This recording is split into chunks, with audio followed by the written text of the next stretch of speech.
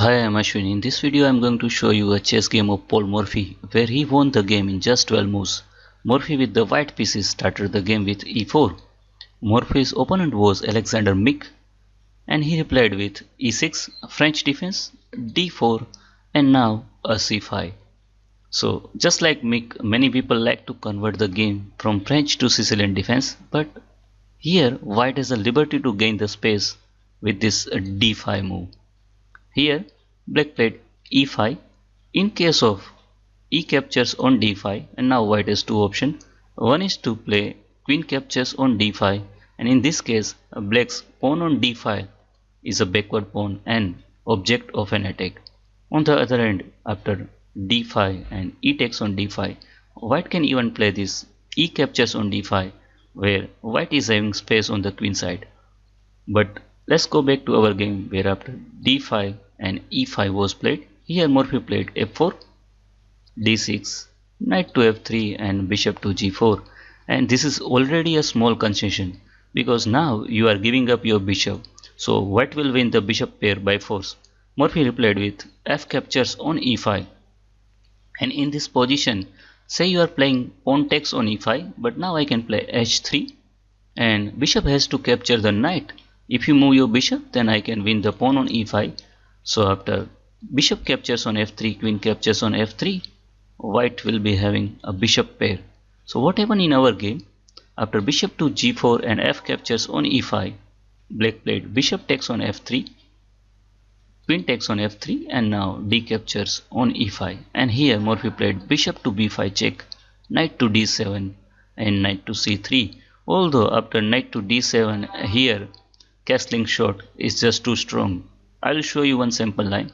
Say knight to f6, but then bishop to g5, and after bishop to e7, white can actually give up a pawn on d6, and this position is winning for white.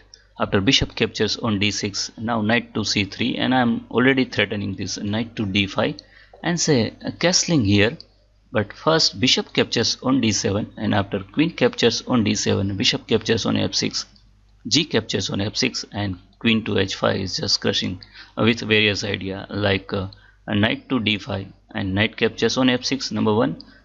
Number two, white can go for this rook to f3 followed by rook to g3 or rook to h3, whatever suits.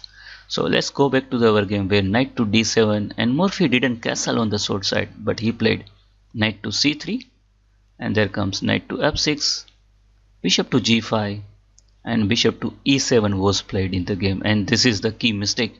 After bishop to g5, black should play this bishop to d6, stopping this pawn advance.